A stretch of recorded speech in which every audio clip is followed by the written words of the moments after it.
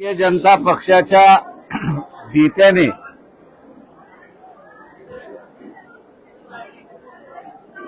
एका महिलेची असणारी धिंड काढली. नुसती धिंड काढली नाही तर तिचं धिंड काढत असताना तिचं फिल्मही केली, व्हिडिओही केला. तिची धिंड काढण्याचं कारण असं की तिच्याकडे जी जमीन होती ती जमीन विकायला तयार नव्हते. भारतीय जनता पक्षाच्या गावगुंडाने ती जमीन पाहिजे होती, ती विकायला तयार नव्हती, म्हणून तिचा असताना पूर्णपणे नग्न अवस्थेमध्ये तिचा व्हिडिओ करत तो सोशल मीडियावरती टाकला. आम्ही त्या असणाऱ्या घटनेचा निषेध करतो आहोत आणि शासनाला आणि एकनाथ शिंदे यांना असणारं आवाहन करतो आहोत की आपण असणाऱ्या भारतीय जनता पक्षाच्या त्या नेत्याला पहिल्यांदा पकडा, अरेस्ट करा.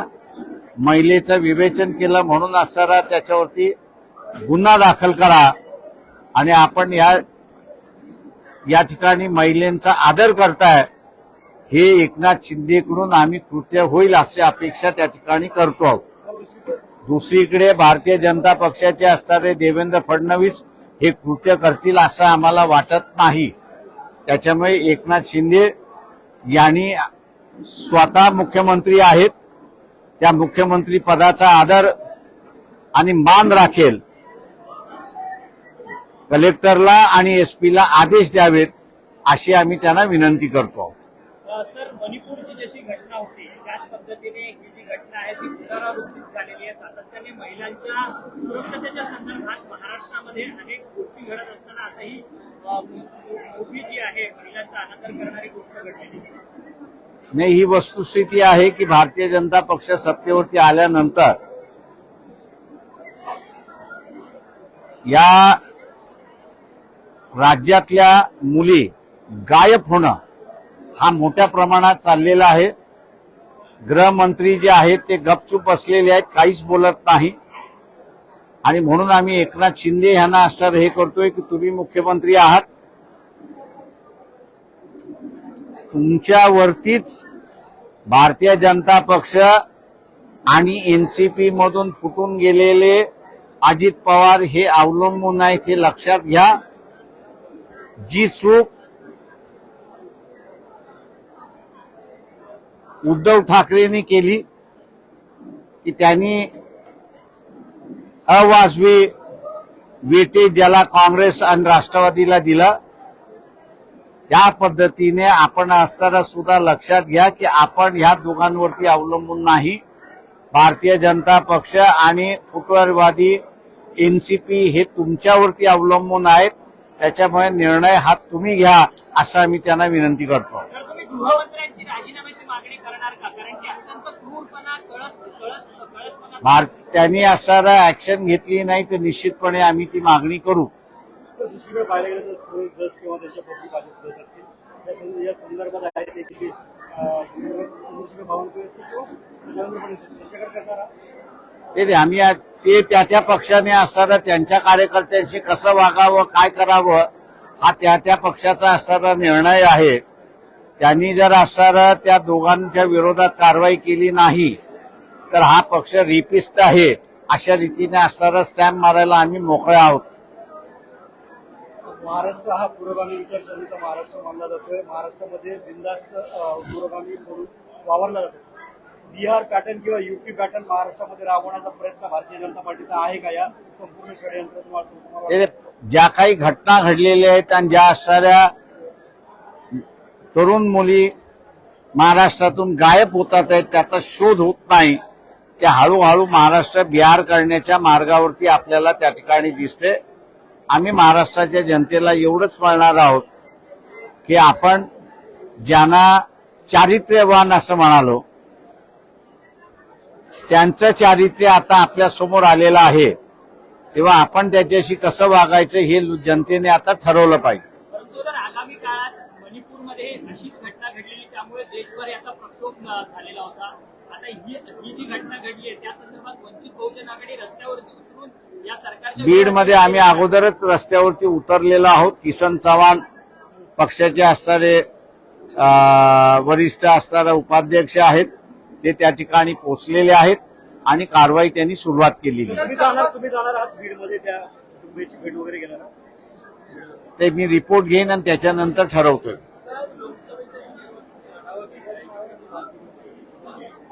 सर या वारंवार तुम्ही या संपूर्ण प्रकरणाची मागणी करणार आहात त्या चौकशीची, कारण हे प्रकरण गंभीर प्रकरण आहे. मणिपूर सारखं प्रकरण घडले तसं महाराष्ट्रामध्ये घडले. ते आम्ही असणारा निवडणुकीच्या पार्श्वभूमीवर असं षडयंत्र भारतीय जनता पार्टीकडून करण्याचा प्रयत्न.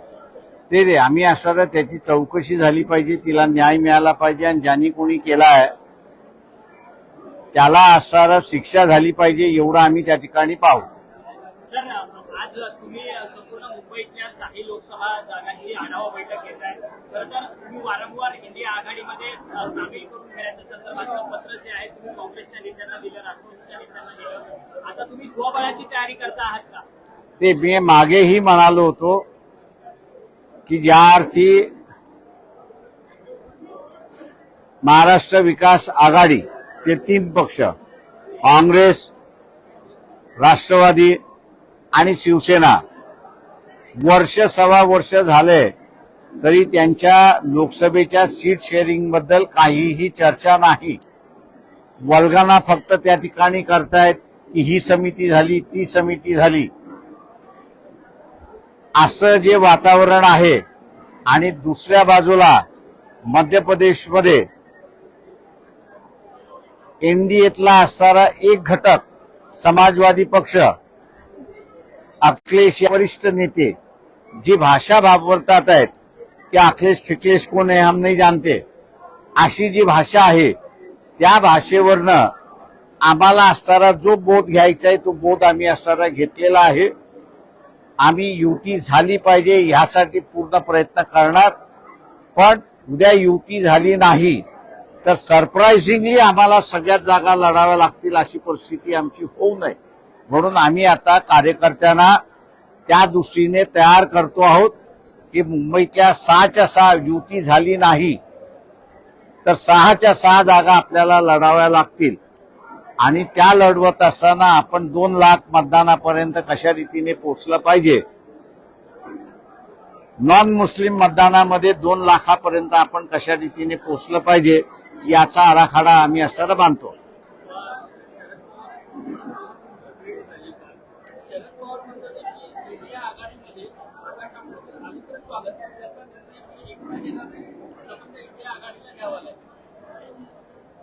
त्यांचं कोणाला निर्णय घ्यायचा आहे कोणाला निर्णय घ्यायचा नाही हा त्या इंडिया आघाडीचा प्रश्न. त्यांनी जर आम्हाला निमंत्रण दिलं तर आम्ही त्या आघाडीमध्ये जाणार. निमंत्रण आलं नाही तर त्यांना घ्यायचं नाही हाच सरळ सरळ त्याच्यातला संदेश येतो.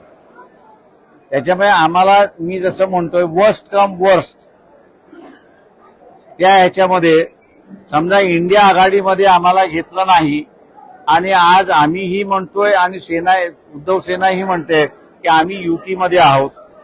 उद्या त्यांनी असणारा उद्धव सेनेला असं म्हटलं की तुम्ही वंचित बरोबर आहात की आमच्या बरोबर आहात, हा चॉईस उद्धव सेनेने समजा आमच्या विरोधात जर केला आणि इंडिया आघाडी बरोबर जायचं ठरवलं तर आम्हाला असणारा आमचा लढा हा उभाच करावा लागेल. म्हणून म्हटले वर्स्ट कम वर्स्ट हा सिनॅरिओ लक्षात घेत आम्ही आमच्या तयारीला लागलेलो आहोत.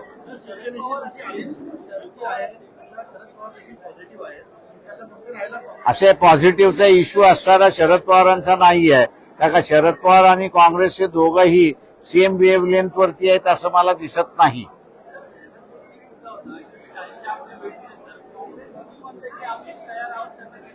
असे अशोक प्रश्न असा आहे की अशोक चव्हाणांचे वडील शंकरराव चव्हाण यांची आणि माझ्या वडिलांची फार जवळची मैत्री होती. दादा वसंतदादांबरोबरची जशी होती तशी, यशवंतराव चव्हाणांबरोबरची होती तशी ती मैत्री आमची असताना आम्ही दोघंही एकमेकांच्या विरोधात जरी लढलो असलो तरी आज आमची रिलेशन्स कायम आहेत असं मी त्या ठिकाणी म्हणतोय.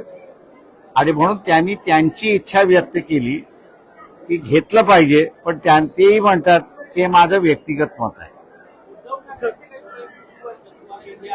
त्यांचे चाललेले आहेत प्रयत्न. पण मी जसं म्हणालो की उद्या इंडिया आघाडीमध्ये आम्हाला घ्यायचं नाही असं ठरलं आणि तिथे असणारा उद्धव ठाकरे यांच्या पुढे पेच केला की तुम्हाला इंडिया पाहिजे की वंचित पाहिजे,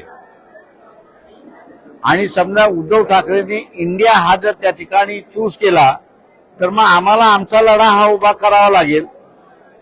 ती सिनॅरिओ लक्षात घेताना आम्ही असताना आमची बांधणी करतो.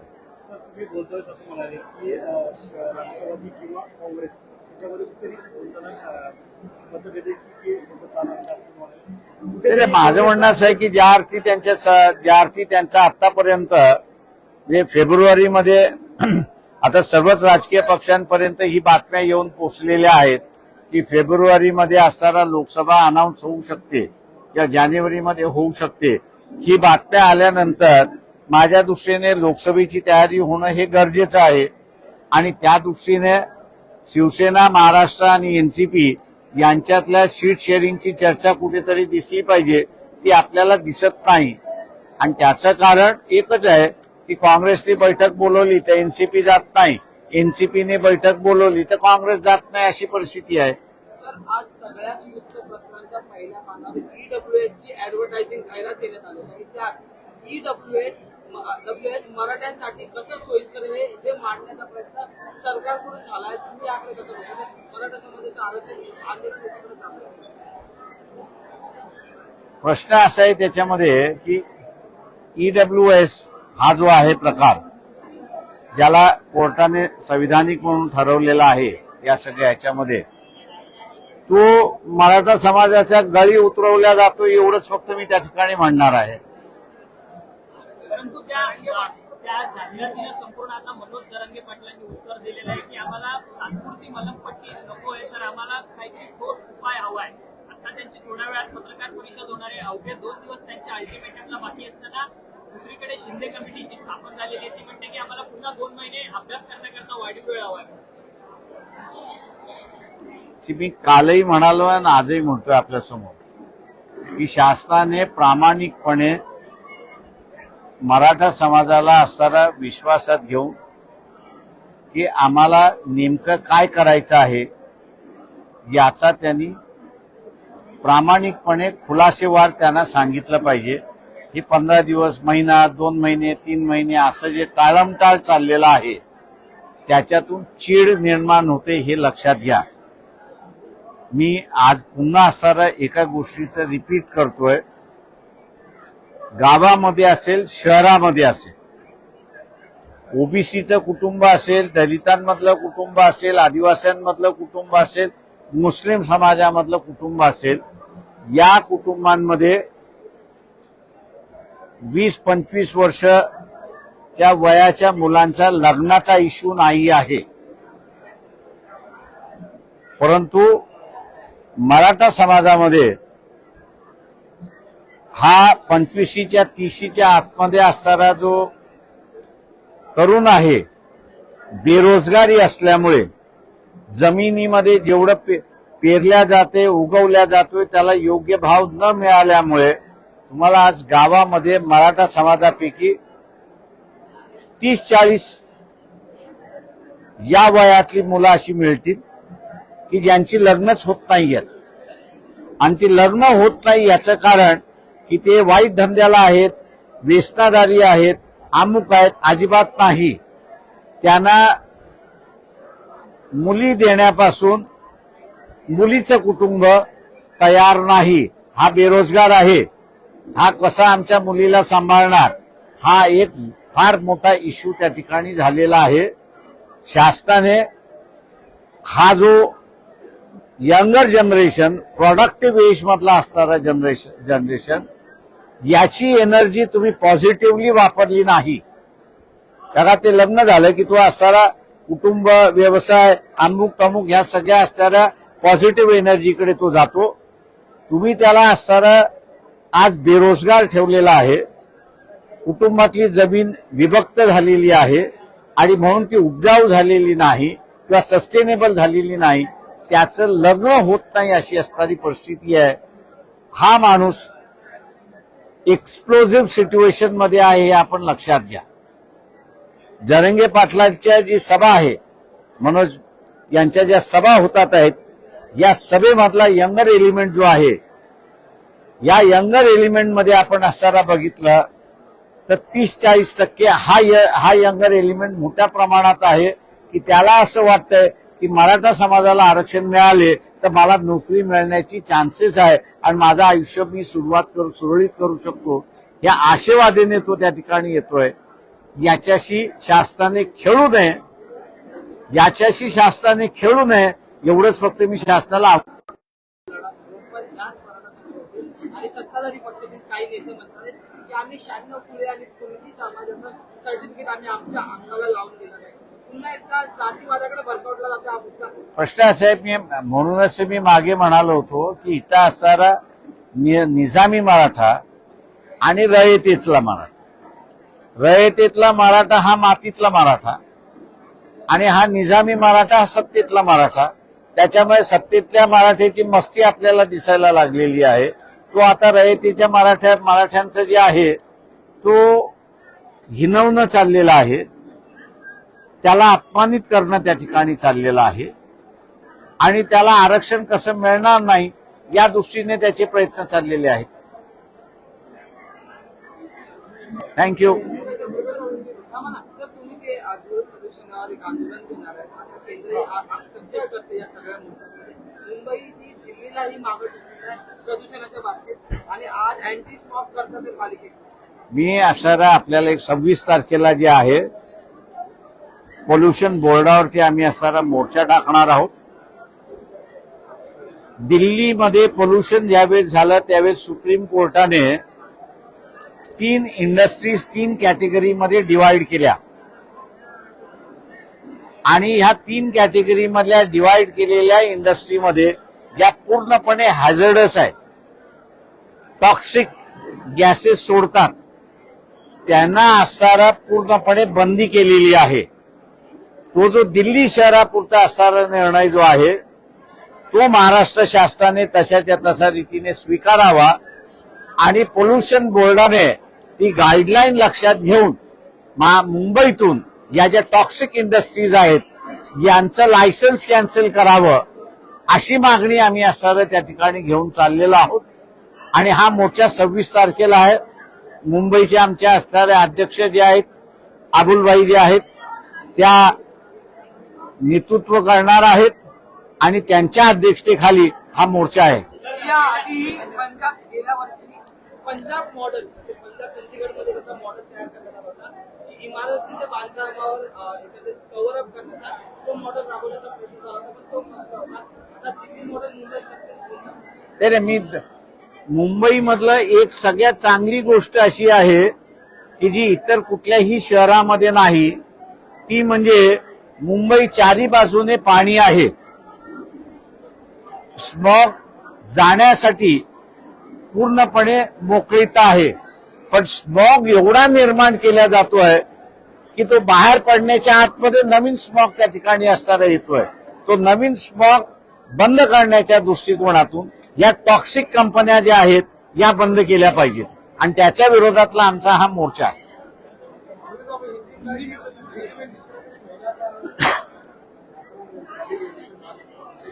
देखिए, बीजेपी के वरिष्ठ नेता जो है उनका परिवार उसमें लगा हुआ है कि एक नोमैडिक ट्राइब की जो महिला है उस नोमैडिक ट्राइब की महिला का उन्होंने विवस्त किया, उनको परेड किया और उनका वीडियो भी बनाया और वो सोशल मीडिया पर अपलोड भी कर दिया. वजह यही थी कि उसकी जो जमीन थी ये बीजेपी के नेता हड़प करना चाह रहे थे और वो कह रही थी कि मैं अपनी जमीन नहीं दूंगी और इसलिए उस पर ये अत्याचार किया गया है. हम लोग जो है एकनाथ शिंदे इनसे अपील करते हैं और ये कहते हैं कि आप जो है इस बात से संतुष्ट रहिए कि आप बीजेपी और टूटा हुआ एनसीपी का जो नेता है उन पर आप डिपेंड नहीं हो. हालांकि बीजेपी शिंदे पर डिपेंड है और इसलिए एकनाथ शिंदे निर्णय ले कि जो बीजेपी के नेता है, उनका परिवार है, उनके साथ में जितने कार्यकर्ता है, उनको अरेस्ट करे। भीड़ के अधिकारियों को वैसे वो संदेश दे। हम देवेंद्र फडणवीस से कोई आशा नहीं रखते कि वो अपने कार्यकर्ता बीजेपी के कोई कार्रवाई करेगा, ऐसा हम लोग उम्मीद नहीं करते हैं। और मैं उम्मीद करता हूं कि एकनाथ शिंदे उचित कार्रवाई करेंगे, ऐसा हम लोग है। नहीं तो हम लोग जुलूस आंदोलन राज्य भर करने के लिए हम लोग तैयार हैं। चुनाव का माहौल नजदीक आ रहा है, सभी पार्टियां गरमाहट छाई हुई है। आपकी भी बैठक आज कार्यकर्ता है, पवार साहब आपसे मिले, क्या पवार साहब से मिलने के बाद आपका एनडीए में आना चाहिए? सवाल ऐसा है कि पवार साहब को जो मैं मिला तो 15 लोगों के साथ में था। कॉफी पीने के लिए हम लोग गए थे, क्योंकि उनके ऑफिस में, उनके यशवंतराव चौहान प्रतिष्ठान में ही बाबा साहब ने लिखी हुई प्रॉब्लम ऑफ रूपी को 100 साल हुए थे और उस पर चर्चा विचार गोष्ठी मन में था। तो इसलिए वहां कोई राजनीतिक चर्चा नहीं हुई है। और उन्होंने भी ये खुलासा किया है कि एनडीए लेगी तो ही हम लोग आ सकते हैं उसमें। तो मैं ये उम्मीद हम लोग करके चल रहे हैं कि एनडीए से हमको न्योता आएगा और हम लोग एनडीए में शामिल हो जाएंगे। लेकिन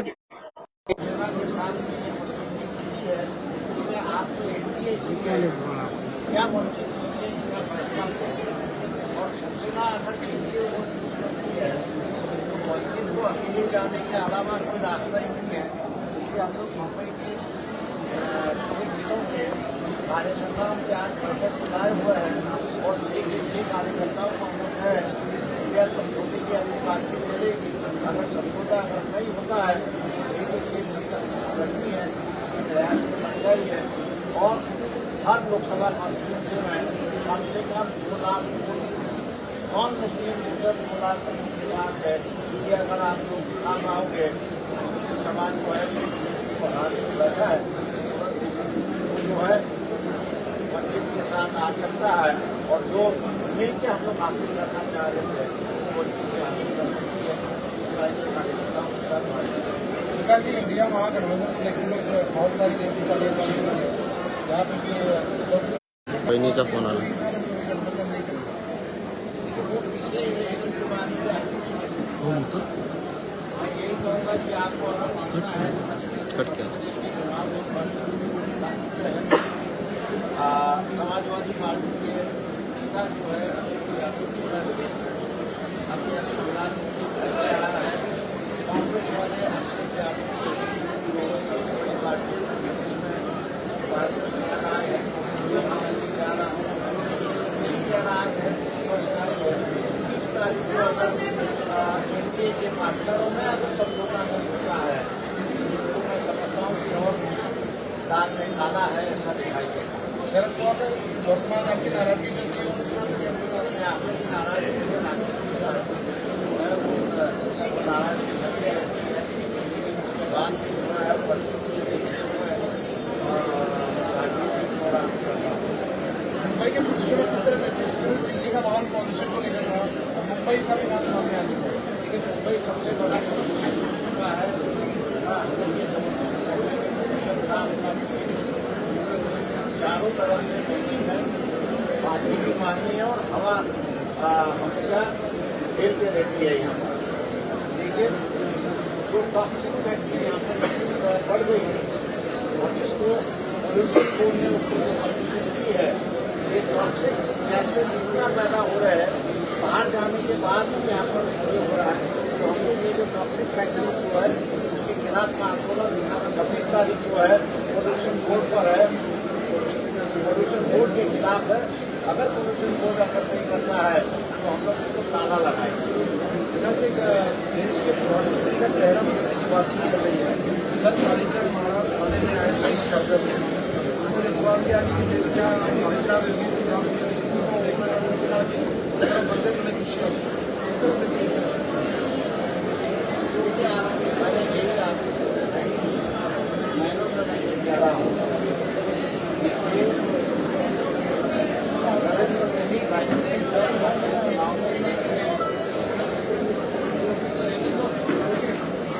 और उसकी वजह है कि नरेंद्र मोदी को जो है प्राइम मिनिस्टर बनना है, उसको जो है उसमें आगे मारकर सीधे उनके पास अगर नीति है वो ही वो बन सकते हैं। अगर वो उनको नहीं मिलता है इंडिया का जो गठबंधन है वो इंडिया का गठबंधन जो है वो प्राइम मिनिस्टरशिप क्लेम कर सकता है। वही परिस्थिति मैं मानता हूँ कि योगी जी की है। उनको भी अगर प्राइम मिनिस्टर बनना है बीजेपी के पास 272 सीटों की जरूरत है। अगर नहीं बनती है एवढा जोरात बोलून देतो. या ये जो गठबंधन बना है ये गठबंधन जो है सरकार बनाने का दावा कर सकता है। सर काल देवेंद्र फडणवीस एका खाजगी कार्यक्रमात होते आणि त्यांनी असं म्हटलंय की 2026 नंतर आमदारांची संख्या जी आहे ती 360 पर्यंत तो आकडा तो वाढेल. म्हणजे विभाग वेगळे वाढतील आणि आमदारांची संख्या वाढेल आणि त्यासाठी विधान भवनाची तयार नवीन विधान भवन बांधण्याचा प्रयत्न असेल. त्याच्यापेक्षा फार चांगलं राहील देवेंद्र फडणवीस स्वतःच्या मागणीशी इमानदार झाला. भारतीय जनता पक्ष देवेंद्र फडणवीस यांनी 10 वर्षांपूर्वी वेगळा विदर्भ झाला पाहिजे अशी मागणी त्या ठिकाणी केली. आपल्या समोर आता आहे छत्तीसगडचं उदाहरण आहे, मध्य प्रदेशचं उदाहरण आहे, झारखंडचं उदाहरण आहे, ओरिसाचं आपल्यापुढे उदाहरण आहे आणि बिहारचंही आपल्याकडे उदाहरण आहे की राज्य छोटी झाली की तिथल्या लोकांचा असणारा प्रगती होते आणि बदलही त्या ठिकाणी होते. महाराष्ट्रामध्ये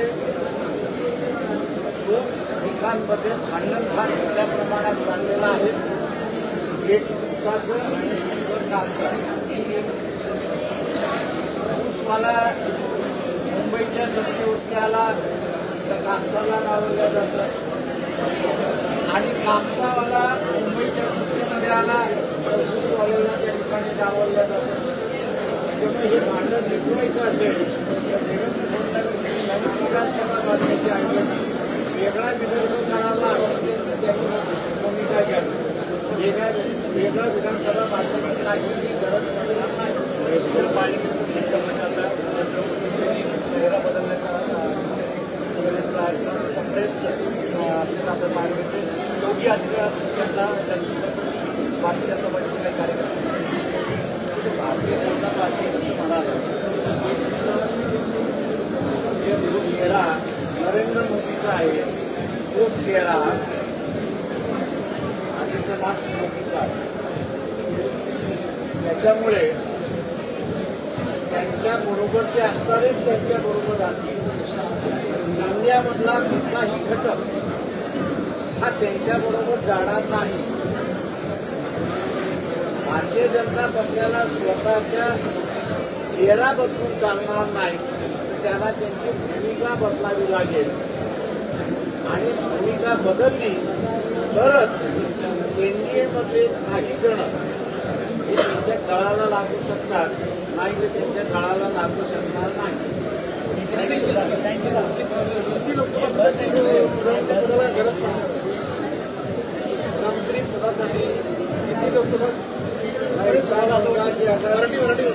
मोदी को प्रधानमंत्री बनना है और आदित्यनाथ योगी को प्राइम मिनिस्टर बनना है तो कम से कम 272 सीटों की जरूरत है.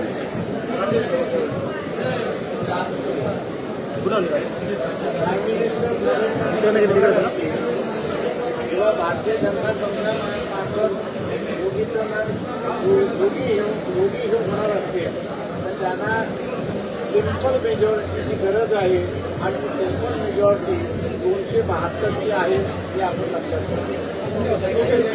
थँक्यू.